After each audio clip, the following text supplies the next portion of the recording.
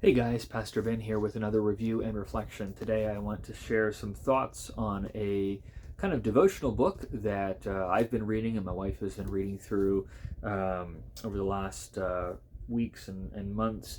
It's called We Shall See God, Charles Spurgeon's classic devotional thoughts on heaven. As you can see, Randy Alcorn participated in this, helped put together this book and project as well. So I want to share a little bit about this volume and how I think it might be useful for Christians in particular as they're trying to, as Paul calls us to set our minds on things that are above where Christ is. I've been, of course, if you've been watching any of my videos, you know that I and my family have been in a season of severe loss with the death of my 6-year-old daughter in April. And one of the things that God has really just drawn us to, and we've been giving a lot of time to, is thinking and speaking about heaven and eternity. And corresponding with that, at the same time that we're dealing with that personally, I've recently been stepping back into the pulpit at my church and have picked back up with the series on Philippians that we had started before my daughter died. And it's just been a godsend, quite literally, that he's called us to be in that book, because the section where we were due to pick back up after her death was talking about suffering and how that advances the gospel and the longing that Paul has for heaven. And so we're in that section in Philippians chapter 1 where Paul is talking about to live as Christ, to die as gain. He longs to depart and be with Christ, for that is far better, even though he's willing to stay and be useful to the church. And so we're sort of taking a few weeks here as a church to slow down and dig into why is Paul hungry for heaven, and hopefully in that process to deepen our own hunger for heaven. But I really have become convinced that this is something that we need to not just, read a paper on or hear a sermon on and kind of get a biblical framework for heaven and then sort of file that away. Heaven needs to be something that we're meditating on regularly, thinking about daily, setting our minds, as Paul calls us to, on these eternal things. Because heaven specifically, and kind of eschatology, doctrine of the last things in general, it's interesting that in the Bible, it's never presented to us as sort of a puzzle to solve or a code to crack. It's always given as something that's meant to spur us on and keep us going. It's supposed to be like fuel in the tank to help us as believers walk through life as followers of Christ. And so I think heaven in particular is something that we should be daily putting in front of us. But how do you do that? Well, that's where I think this book can be a helpful tool as you're trying to train your brain to think about heaven and meditate on eternity. And some people may wonder, well, how could you do that every day? But Spurgeon is a great guide. So what this book is, the publishers here, Tyndale House, approached Randy Alcorn, who has written a very famous book on heaven a few years ago. I did a review about that book not long ago on my channel. You can find that. And they approached Randy Alcorn and said, hey, we would love to have a devotional going through Spurgeon's sermons that would just pull out selections from his sermons that are talking about heaven. Maybe the whole sermon is about heaven and we just kind of give a snippet. Maybe it's just part of a sermon that touches on that topic. And we'd love to have you put that together and then kind of give some commentary on that as well. So if you pick up this book, Alcorn's name is on the front cover, but only about half of this is Alcorn, half of it is Spurgeon. And Alcorn sort of says in the beginning, he's like, I really don't feel equal to being given billing here with Spurgeon, but he's excited to get good material in front of people. And I think what's true of Spurgeon is true of many of the great theologians of the past. Sometimes their books are republished and things, but oftentimes their sermons are neglected. But Spurgeon, he has that title, the Prince of Preachers, and for good reason. He's a wonderful orator, a wonderful preacher, and someone that always stirs you up. And so to read what he had preached through the years about heaven and eternity is really an encouraging exercise. So what they've done with this book is to take, in about 300 pages, they've put together 50 daily readings.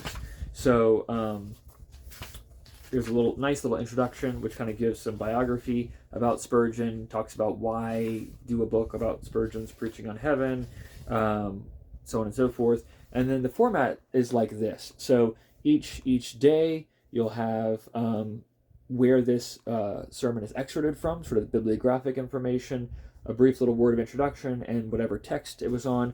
And then you get the selection from Spurgeon, which is usually 2 or 3 pages. So in this case, it's just over 2 pages. And then Alcorn will give his own kind of additional material. And oftentimes what he'll do is comment on the Spurgeon selection that you've just read, maybe give some more historical background or something like that. And then he'll use that as a jumping off point to share his own thoughts on heaven that kind of correspond with that snippet. And again, he'll have 2 pages or so. So each reading is probably 5 pages max, about half of which is Spurgeon, half of which is Alcorn's thoughts. And you just do that for 50 days and kind of work your way through. And it's really, again, just a great way to stir yourself up, set your mind on heaven and eternity. The Spurgeon quotes are phenomenal. You really, as you're kind of reading daily from Spurgeon on heaven, you really get a sense of his own theology and vision of heaven. So that's really helpful, just if you are interested in Spurgeon. As a preacher myself, one of the things that I've realized is that heaven and eternity is all over the Bible. And so often I think I have underdeveloped that just in my own preaching. And so something that I want to be different about me as I continue to preach for however many days or weeks or months or years God leaves me here on this earth, I want, if I'm speaking or preaching from the Bible, to have my eyes open for where heaven is mentioned, and I want to put that in front of God's people because it's there to encourage us. And so as a preacher, it's kind of helpful to see how Spurgeon is preaching about heaven. Sometimes he's doing a whole sermon on heaven, but oftentimes it's just part of a sermon and he's seeing it in the text and he's putting it in front of his people. So that's been helpful for me and maybe for others who had the opportunity to teach or preach from the scriptures. So the Spurgeon selections are wonderful. They stir you up. They're biblically solid. They're rhetorically inspiring. They're devotionally rich. And then the selections from Alcorn are also helpful. If you have read his book, Heaven, which I did a review on recently, you will recognize a lot of the content. I would say, 80% of what is in Alcorn's kind of additional thoughts is kind of taken from or summarized from that bigger book. It's not all there. Sometimes he'll, again, be talking more directly with what Spurgeon is saying, but oftentimes he'll sort of read the Spurgeon quote and then, find a corresponding, thought from his book and sort of pull those together. So there's a bit of redundancy if you've already read through Alcorn's book. This could be a kind of more gentle introduction. Again, Alcorn's book, which I talked about in my video, is 500 pages, lots of scripture. He's developing arguments. It's more intense. This is more devotional. I do think, though, it helps to have read Alcorn's whole book because some of the comments that he'll make or suggestions that he'll make will sound much more speculative than I think they actually are if you take the time to work through his whole book, follow the argument, see how he handles the scriptures, things like that. So I don't know what it would be like if I had not read Randy Alcorn's book to pick this up and be reading him and Spurgeon side by side. But there's some pros and cons to that approach. But overall, this is a really wonderful volume, really good content. Spurgeon is rightly revered as a great preacher of the faith, and to read his thoughts on heaven and eternity, and to do so day by day, to take 50 days and read through that, I think will really bless you and stretch your mind and help you see how you can think about heaven day by day. I was just rewatching a video that Gavin Ortland did on heaven. I think it was like 6 things, Christians forget about heaven.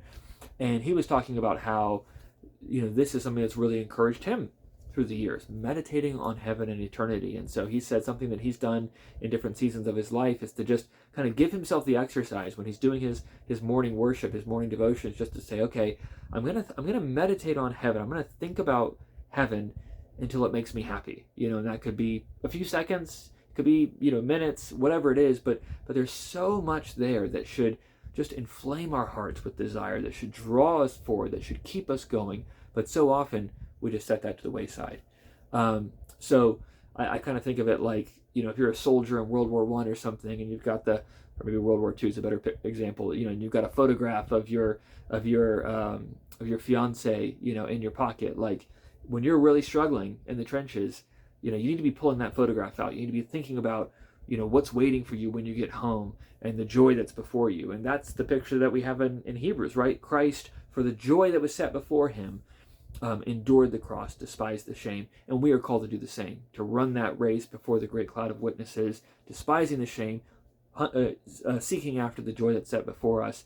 And that's heaven, that's eternity, that's Christ himself. So much more we could say about that, but I think this is a good book, and there's others like it that can help you to seek after God and hunger more for heaven. So I would recommend this little devotional, We Shall See God, Charles Spurgeon's classic devotional thoughts on heaven, with these contributions from Randy Alcorn.